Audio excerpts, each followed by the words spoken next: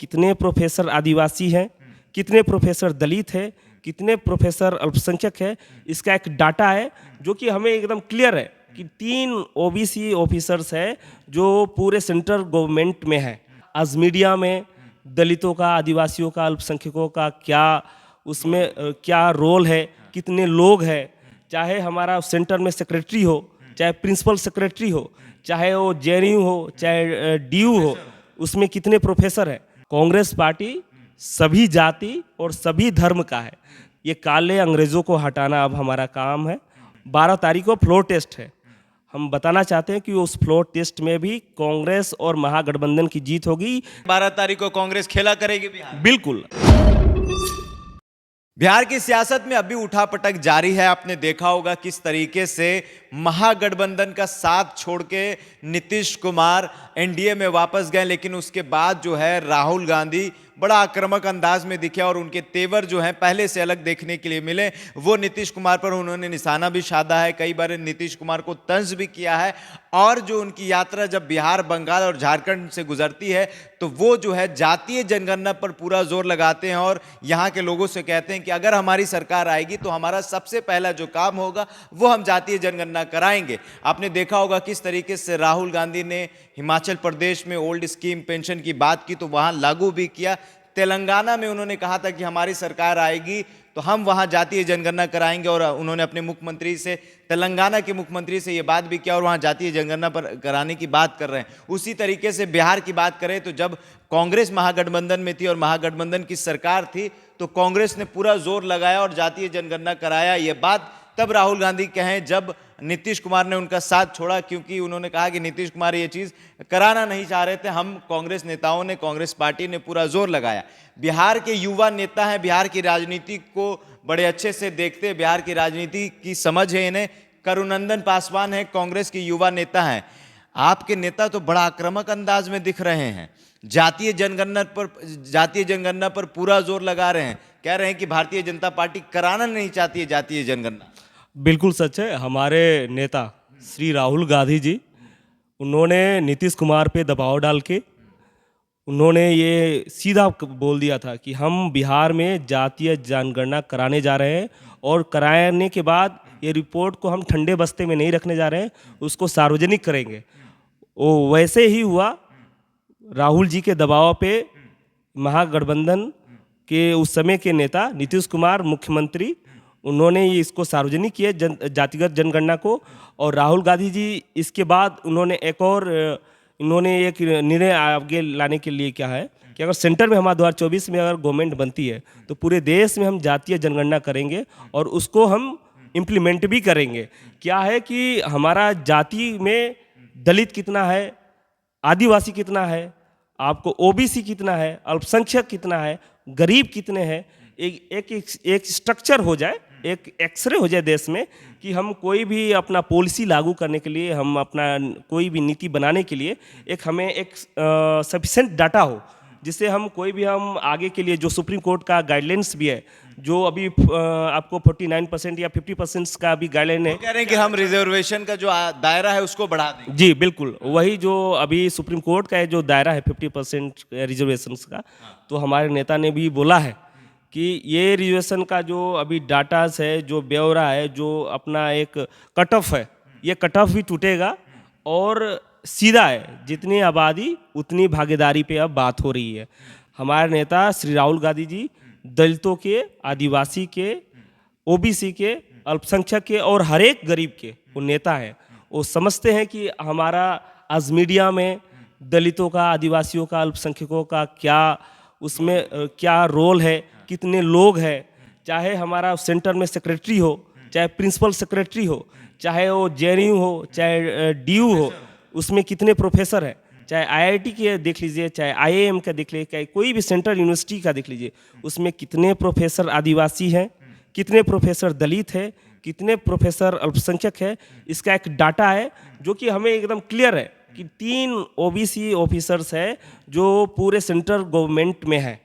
हमारा ओबीसी का आबादी मोर देन 50% में 3% कैसे, आखिर 3 ही हमारा देश का बजट कैसे हमारा बता पाएंगे। जितनी आबादी है उतनी तो उनको हक मिलना चाहिए।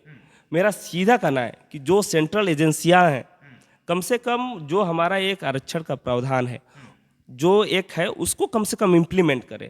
और इम्प्लीमेंट तभी हो सकता है जब एक कास्ट सेंसस, जो pure data government of India के पास है, इसके बाद जो रिजर्वेशंस का कट ऑफ है उसको तोड़ा जाए और उसके अनुसार वो उसका इम्प्लीमेंट करे, जिससे हर एक मार्जिनाइल जो हमारा दबा कुचला एक वर्ग है उसको एक समाज प्रतिनिधित्व के आखिरी पायदान पे जो लोग हैं वो कैसे आए उसकी बात कर रहे हैं राहुल। बिल्कुल बिल्कुल। लेकिन भारतीय जनता पार्टी के नेता का ये आरोप है कि आप हिंदुओं को बांटना चाह रहे हैं जातीय जनगणना कराकर।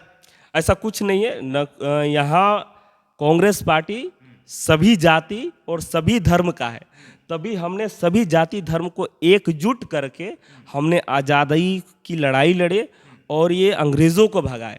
अब बात है काले अंग्रेज़ों के, जो अभी हमारे केंद्र के सत्ता पे बैठे हैं, कई राज्यों के सत्ता पे बैठे हैं।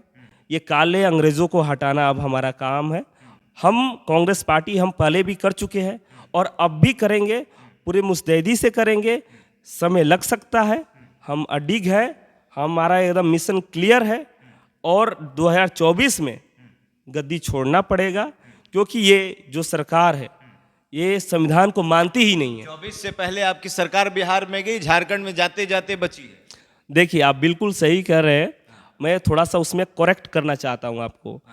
जिस तरह से ये भारत जोड़ो न्याय यात्रा राहुल जी के नेतृत्व में चल रही है, जिस स्टेट में हम जाते हैं उससे पहले सेंटर में मोदी जी, अमित शाह जी एक स्ट्रेटजी बना देते हैं कि हमको इस स्ट्रेटजी पे काम कर रही है, हम यात्रा पर आक्रमण करें, कि हम उस यात्रा को विफल करना चाहें। लेकिन मैं उन्हें बताना चाहता हूँ, ये यात्रा अब लोगों की यात्रा हो चुकी है, जन यात्रा हो चुकी है। जननायक राहुल गांधी जी की यात्रा अब जन की यात्रा हो चुकी है। जिस तरह से हम अभी बिहार में गए, बिहार में वहाँ पे सरकार बैकडोर पे आई, ठीक है। 12 तारीख को फ्लोर टेस्ट है।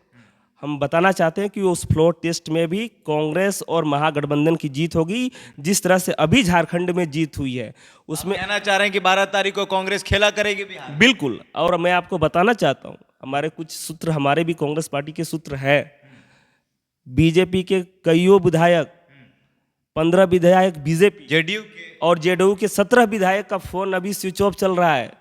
माननीय मुख्यमंत्री नीतीश कुमार आजकल पसीने ज़्यादा छूट रहे हैं कि उनके 17 विधायक लापता हैं और 12 तारीख को खेला होने जा रहा है। और ये जो गेम है ना ऑन ऑफ नीतीश कुमार जी का, ये अब बिल्कुल ऑफ होने वाला है। और ये जो अवसरवादी है, अगर देश में सबसे ज़्यादा अगर अवसरवादी नेता है तो नीतीश कुमार जी है, और इनका अब खेला 12 तारीख को ख़त्म होगा और फ्लोर टेस्ट पे महागठबंधन की सरकार बनने वाली है और पूर्ण बहुमत से। और ये सरकार टिकाऊ होगी, पूरे लोकसभा के बाद विधानसभा जब तक चुनाव हो जाए एकदम एकजुट रहेगी और लोगों की सरकार होगी और लोगों के लिए काम करेगी। प्राइवेटाइजेशन के खिलाफ भी हैं राहुल गांधी और खुलकर अडानी अंबानी के खिलाफ कह रहे, कॉर्पोरेट के खिलाफ है। तो कॉर्पोरेट से क्या दिक्कत है राहुल गांधी? देखिए, कॉरपोरेट से समस्या हमको इससे लिए नहीं है।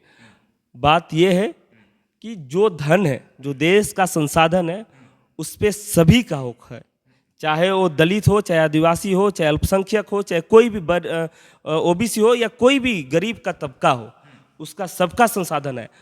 संसाधन पे सबका हक बराबर है। ऐसा कोई नहीं है कि किसी 2-3 उद्योगपतियों का ही वो देश है। ये 140 करोड़ का इंडिया देश है, भारत देश है। इस पे हर एक संसाधन पे सबका हक है। अगर मान ले मोदी, अडानी और अंबानी को, दो लोगों को अगर अब चाहते हैं कि देश बनाने के लिए, तो ऐसा कभी नहीं होगा। कांग्रेस पार्टी और राहुल गांधी जी के नेतृत्व में ये जो हमारा कॉरपोरेट है उसके अगेंस्ट हम लड़ाई लड़ते रहेंगे। और जो कर रहे हैं उद्योग, जो शांतिपूर्ण से और अपने जो उनका टाइमलाइन से उसके आधार पे जो कर रहे हैं उनका हम सम्मान करते हैं। लेकिन लोगों के लिए अगर ये सरकार काम कर रही है तो इसका हम पुरजोर सड़क से लेकर संसद तक आवाज़ उठाते रहे हैं और उठाते रहेंगे। जातीय जनगणना से किसको फायदा होगा और जातीय जनगणना से क्या फायदा होगा? देखिए, जातीय जनगणना से मैं बताना चाह रहा हूँ, गरीबों को फायदा होगा, जो अभी पंक्ति के सबसे लास्ट पैदान पे खड़े हैं, जिनको अभी कोई पूछने वाला नहीं है। और बीजेपी उनको ऐसे बस एक प्रोपेगेंडा दिखाती है और धर्म के मसले पर लाकर उनको नचाती रहती है। जिनको एक प्रतिनिधित्व नहीं मिलता है, ओबीसी आज उनको मंदिर की बस वो दिखाते हैं, लेकिन उनको सही मायने में जो प्रतिनिधित्व होना चाहिए नहीं दिया जा रहा है। चाहे वो सेंट्रल यूनिवर्सिटियों में हो, चाहे आपको सेंटर में सेक्रेटरीज का हो, चाहे प्रिंसिपल सेक्रेटरीज का हो, तो ये एक डाटा रहेगा जिसमें हम अपने गवर्नमेंट में जो भी हमारा एजेंसीज हो उसमें सभी लोगों का प्रतिनिधित्व हो, इसके लिए हम काम करेंगे। पासवान जी हैं, युवा नेता हैं, बिहार की राजनीति पर इनकी नज़र बनी रहती है, लेकिन आपको बता दें कि जिस तरीके से राहुल गांधी बंगाल, बिहार के बाद झारखंड में आए हैं और झारखंड में इन्होंने भाषण दिया है, इनके भाषण की लोग जो हैं वो तारीफ कर रहे हैं और सबसे ज़्यादा जो हैं ये जातीय जनगणना के मुद्दों पर बात कर रहे हैं। आपने देखा होगा कि अब ये जो है ओबीसी की बात करते हैं, पिछड़ों की बात करते हैं और कई ऐसे जो एग्जाम्पल हैं इन्होंने मीडिया के सामने और कहीं ना कहीं मंच के माध्यम से लोगों के बीच में कहा है कि आप देखिए आपके बीच में आपकी आबादी कितनी है और आपकी हिस्सेदारी कितनी है। इन्होंने मीडिया से बातचीत करते हुए देखा कि शेड्यूल ट्राइब के लोग, दलित कितने हैं मीडिया में, आदिवासी ही कितने हैं मीडिया में। उन्होंने हाथ उठाया तो गिने चुने जो लोग हैं वो कहीं ना कहीं मीडिया में हो या फिर स्वास्थ्य विभाग में हो। इस वजह से जो है राहुल गांधी जातीय जनगणना के बात कर रहे हैं और कह रहे हैं कि जब इनकी सरकार आएगी तो कहीं ना कहीं जातीय जनगणना को 2024 में इनकी सरकार आएगी तो जातीय जनगणना कराएंगे। अब आपकी क्या प्रतिक्रिया हमारे कमेंट बॉक्स में जरूर बताइएगा। बहुत बहुत धन्यवाद।